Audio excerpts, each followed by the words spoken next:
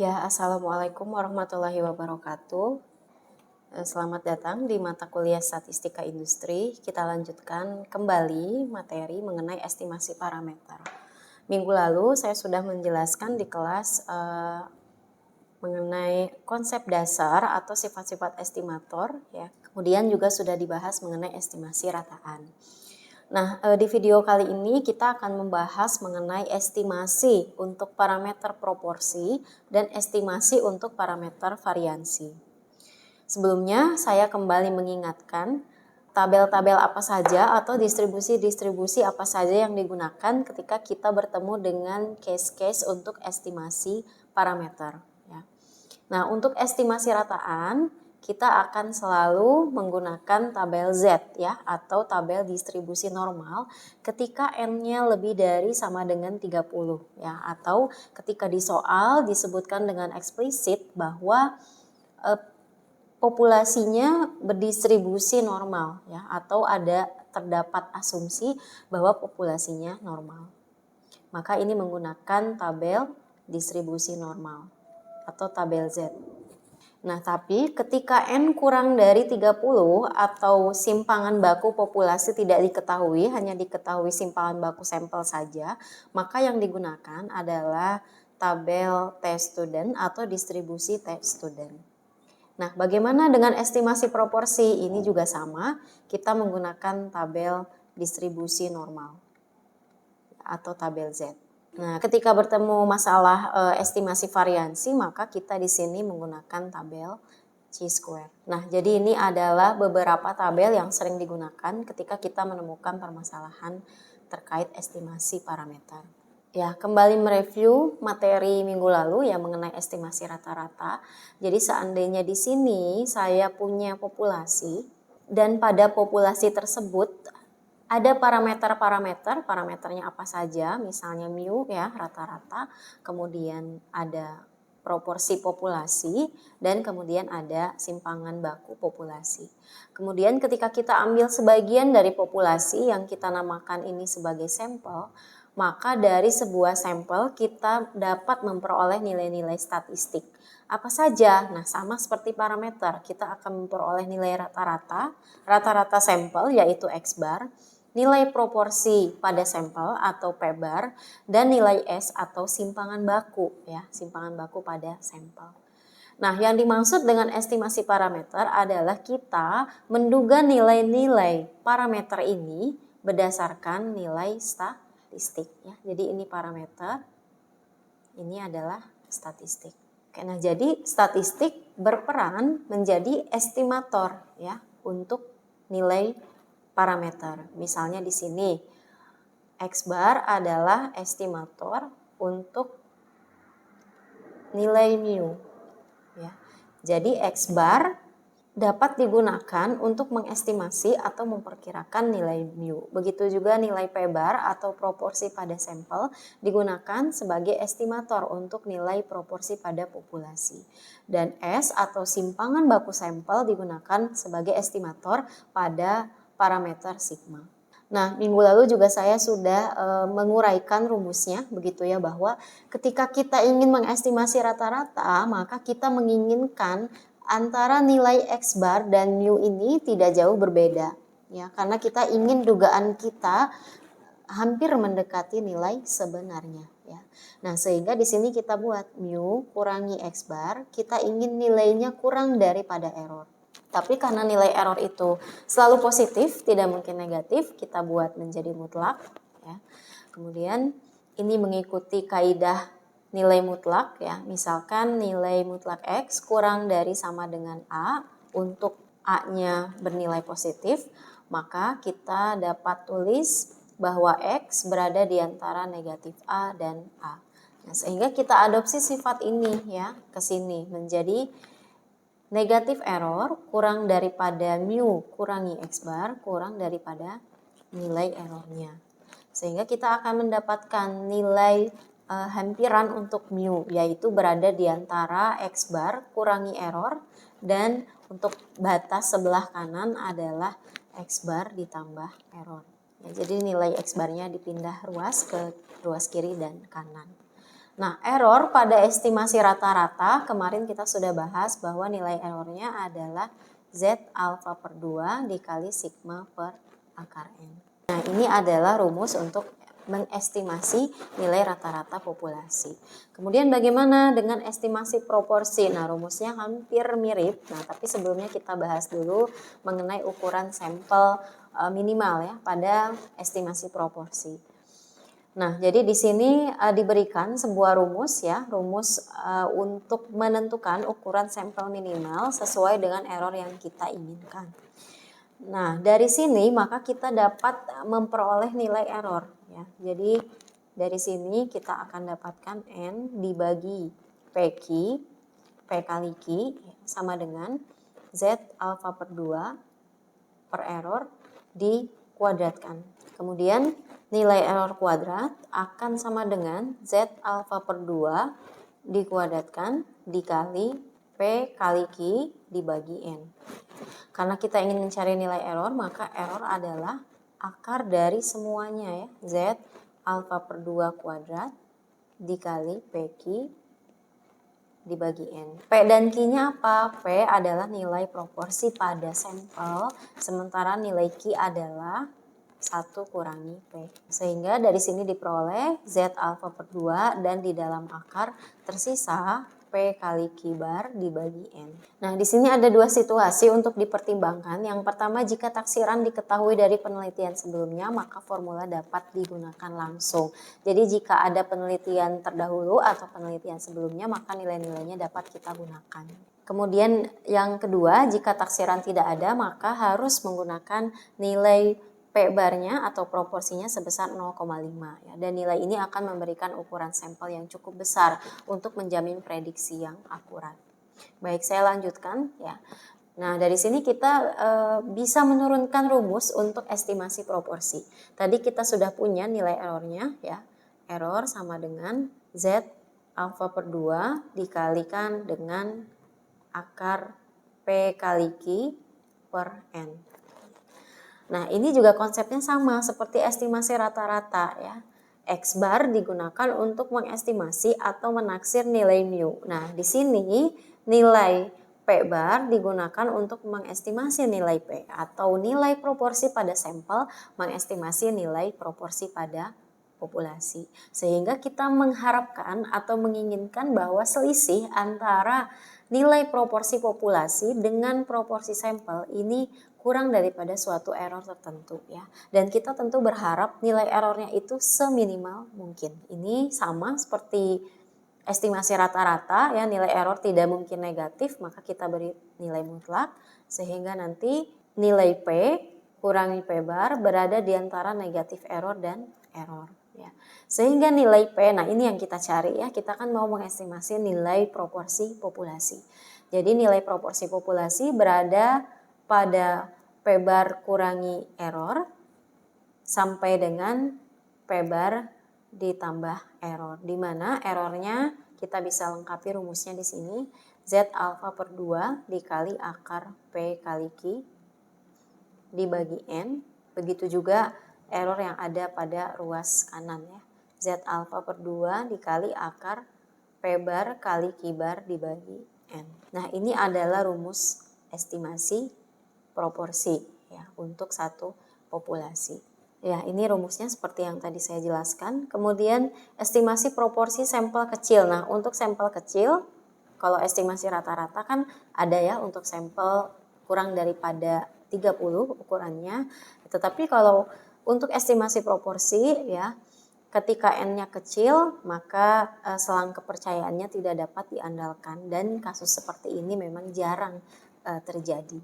Nah, oke, kita masuk ke latihan soalnya ya. Yang pertama, sebuah sampel dari 500 lamaran pada suatu perusahaan terdapat 340 diantaranya adalah laki-laki. Nah, jadi ini populasinya kita nggak tahu ukurannya berapa ya.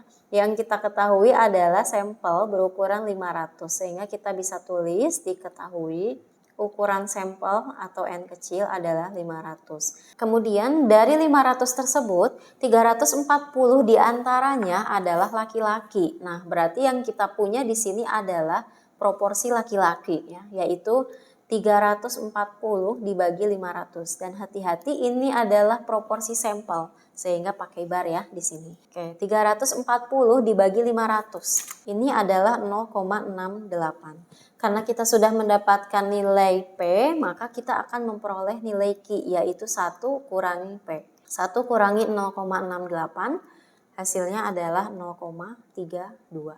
Ya, selanjutnya setelah menulis yang diketahui di sini, ya soalnya adalah carilah taksiran interval kepercayaan 90% dari proporsi pria yang melamar. Oke, berarti diketahui juga bahwa 1 min alfa adalah 90% ya atau 0,9 sehingga alfanya adalah 0,1 atau 10% dan alfa per 2 0,05. Kemudian tinggal dimasukkan ke rumus yang tadi ya, di mana kita ingin menaksir nilai P dan selisihnya dengan P bar ingin kurang daripada suatu error. Nah, ini kita masukkan ya rumus errornya yang tadi kita sudah dapat yaitu Z alfa per 2 atau Z 0,05 dikali akar dari P bar dikali Q bar dibagi dengan N. Kita tinggal masukkan. Untuk nilai P bar atau proporsi pada sampel adalah 0,68. Kurang daripada Z 0,05-nya adalah 1,65 dikali akar dari P bar yaitu 0,68 dikali nilai Q-nya 0,32 dibagi N-nya adalah 500. Nah, ini saya sudah dapatkan nilainya untuk ruas kanan adalah 0,03. Ya, sehingga nilai P kurang 0,68 ini berada di antara negatif 0,03 dan positif 0,03. Sehingga dari sini kita akan dapatkan bahwa nilai P-nya berada di antara 0,68 kurangi 0,03 dan untuk batas atasnya 0,68 ditambah 0,03. Sehingga nilai P berada di antara 0,65 dan 0,71. Karena proporsi itu biasanya dinyatakan dalam persentase ya. Jadi kita bisa tulis ini adalah 65% dan 71%. Nah, apa kesimpulan yang kita dapatkan? Jadi dengan tingkat kepercayaan 90%, proporsi pria yang melamar pada populasi adalah 65% sampai dengan 71%. Nah, ini adalah kesimpulannya ya. Kemudian soal berikutnya, apabila margin error yang diinginkan kurang dari 0,05, berapa ukuran sampel minimalnya? Nah, tadi kita sudah punya nilai N ya, nilai ukuran sampel. Rumusnya adalah Z alfa per 2 dibagi error, kemudian dikuadratkan dikali P kali Q ya. Ini P bar dan Q bar atau proporsi pada sampel. Nah, ini nilainya 1,65 dibagi 0,05. 0,05 ini adalah error yang kita inginkan. Dikuadratkan dikali 0,68 dikali 0,32. Kita dapatkan hasilnya 236,96. Tetapi karena ukuran sampel selalu bulat atau diskrit ya, maka ini kita bulatkan menjadi 237. Jika kita menginginkan errornya kurang dari 0,05, banyaknya ukuran sampel yang harus diambil minimal sebanyak 237. Selain daripada estimasi proporsi ya dari satu populasi, kita juga bisa mengestimasi nilai selisih proporsi dari dua buah populasi.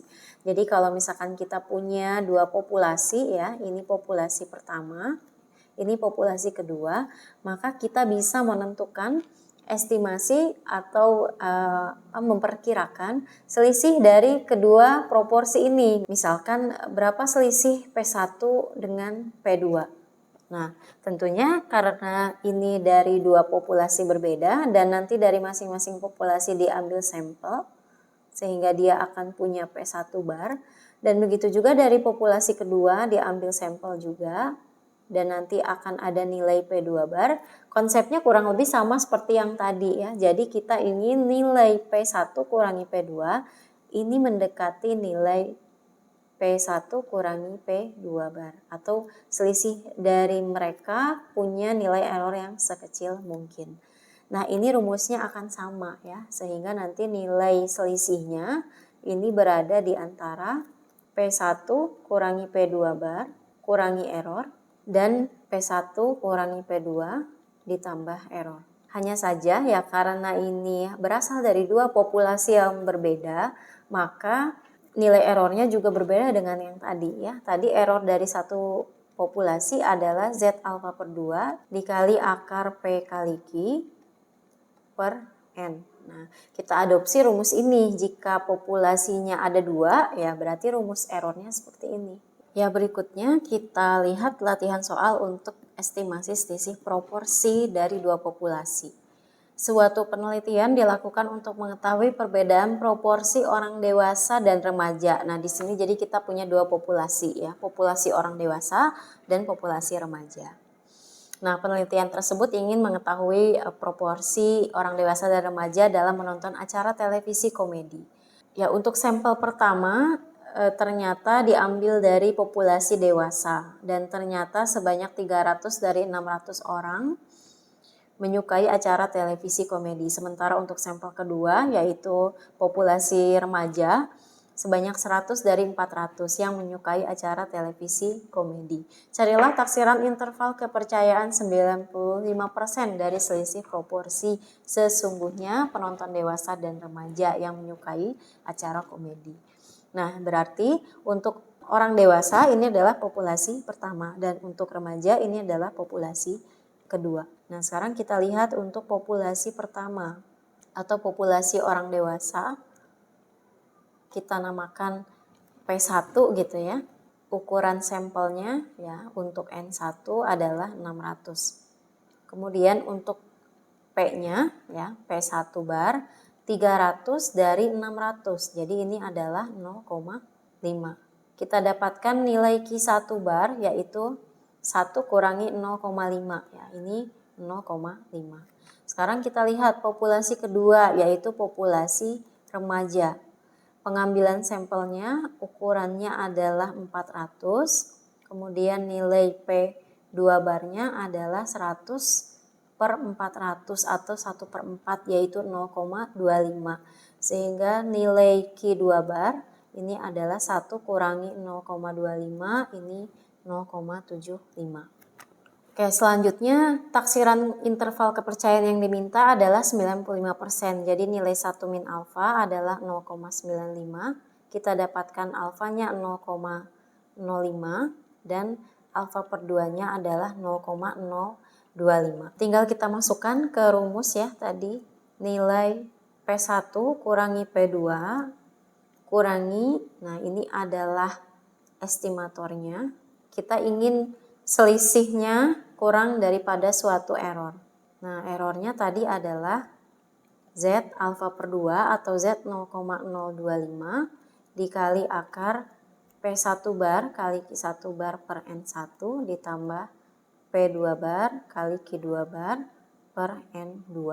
Nah, ini kita bisa langsung masukkan angkanya 0,5 kurangi 0,25. Kurang daripada Z 0,025 adalah 1,96 dikali akar ini adalah 0,5 dikali 0,5 dibagi nilai N-nya adalah 600 ditambah 0,25 dikali 0,75 per 400. Ya, ini dikurangi 0,25 dan ini kurang daripada 0,06 setelah dihitung.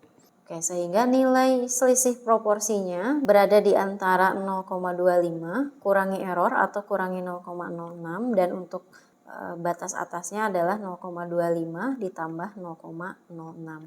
Oke, jadi selisih proporsinya berada di antara 0,19 dan 0,31 atau ini 19% dan 31%. Nah, dari sini kita hanya memperoleh taksiran untuk selisih proporsinya saja ya, tidak bisa mencari berapa kira-kira nilai P1 dan berapa kira-kira nilai Q2. Kita hanya bisa menentukan selisihnya saja ya, berada di antara 19% sampai dengan 31%. Ya, berikutnya kita akan bahas estimasi variansi ya. rumus estimasi variansi seperti ini. Jadi nilai variansnya berada di antara n-1 S kuadrat per nilai chi square alfa per 2. Begitu juga untuk di batas atasnya atau di ruas kanan, ini adalah n-1 kali S kuadrat dibagi nilai chi square 1 min alfa per 2. Nah, rumus ini dapat dari mana? Dari nilai chi square pada distribusi sampling ya. Pernah saya jelaskan bahwa nilai chi square adalah n-1 S kuadrat dibagi sigma kuadrat ya, dibagi simpangan baku kuadrat atau varians populasi. Nah, sehingga ketika kita ingin memperoleh nilai ini, berarti rumusnya adalah n-1 S kuadrat dibagi nilai chi square-nya ya. Ini yang ada di bawah adalah kurva chi square ya, di mana selang kepercayaan 1 min alfanya ini ada di area tengah ya. Nah, ada di area tengah sehingga ekor kiri dan ekor kanan masing-masing besarnya adalah alfa per 2 atau nilai peluangnya adalah alfa per 2. Nah, sehingga tepat di sini dan di sini ini adalah nilai chi square alfa per 2. Sehingga sisanya di sini chi square 1 min alfa per 2. Misalkan di sini nilai alfa per 2-nya adalah 0,05. Berarti ini chi square 0,05. Nah, misalkan selang kepercayaannya 90% ya. Atau di sini juga karena sama pasti di sini 0,05 sehingga luas area tengah ya adalah 0,9. Nah, jadi tepat di sini adalah chi square 1 kurangi 0,05 atau boleh juga 0,05 ditambah 0,9. Jadi di sini 0,95. Nah, seperti itu. Kita coba untuk contoh soalnya. Random sampling dilakukan terhadap sebanyak 10 sak semen. Jadi diketahui N-nya adalah 10. Kemudian diketahui juga standar deviasi 0,3. Nah, ini standar deviasi siapa? Ini adalah standar deviasi sampel ya. Dari 10 sak semen tadi. Diperoleh standar deviasinya yaitu S ini 0,3. Nah, di sini diketahui populasinya adalah berdistribusi normal. Tentukan interval kepercayaan 95% untuk variansi semua sak semen. Jadi ini 1 min alfanya 0,95 atau 95%, alfanya 0,05 dan alfa per 2-nya 0,025. Untuk menjawab bagian A, kita tuliskan rumus yang tadi ya, bahwa simpangan baku kuadrat atau nilai variansnya berada di antara n-1 S kuadrat per nilai chi square alfa per 2 dan untuk yang sebelah kanan n-1 S kuadrat dibagi chi square 1 min alfa per 2.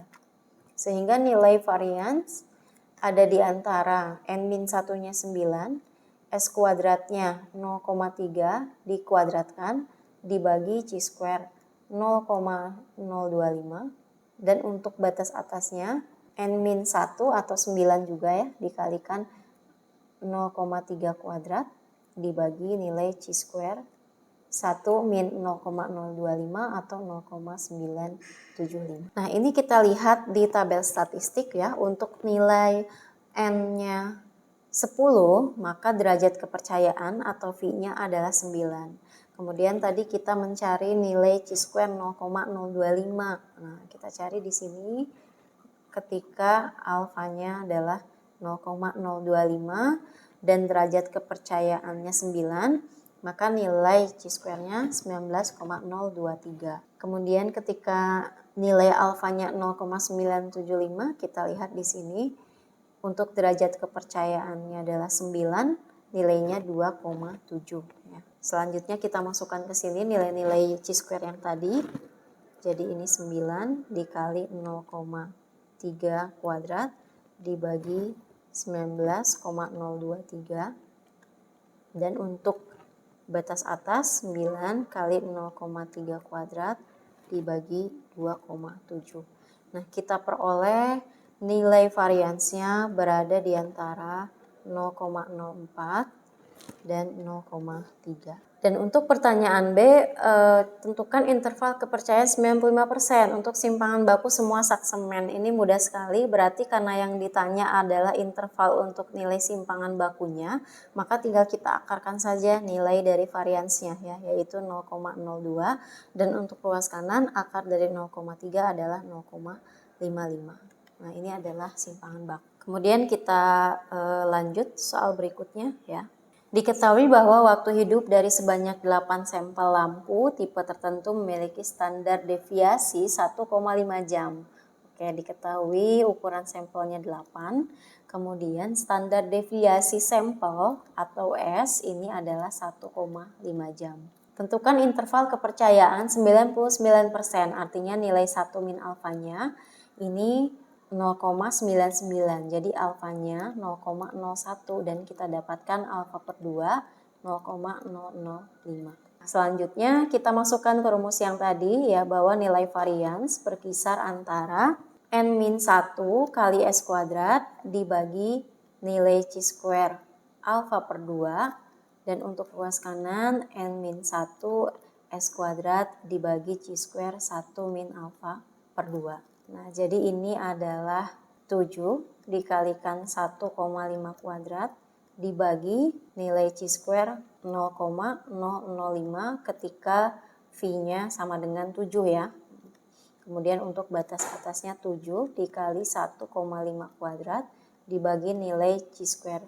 Untuk alfa 0,995 ya, atau 1 kurangi 0,005. Ya, selanjutnya ini adalah 7 kali 1,5 kuadrat dibagi nilai C square untuk alfa 0,005 dengan derajat kepercayaan 7 adalah 20,278. Nah, begitu juga untuk yang sebelah kanan, 7 kali 1,5 kuadrat dibagi nilai C square untuk alfa 0,995 dan derajat kepercayaan 7 adalah 0,989. Kita hitung sehingga kita dapatkan nilai variansnya berada di antara 0,78 dan 15,92. Ini adalah estimasi untuk nilai variansi pada populasi. Nah, sekian mungkin yang bisa saya sampaikan. Semoga dapat dimengerti dua materi besar kita pada perkuliahan kali ini, yaitu mengenai estimasi proporsi dan estimasi variansi. Ya, sampai berjumpa kembali di perkuliahan berikutnya.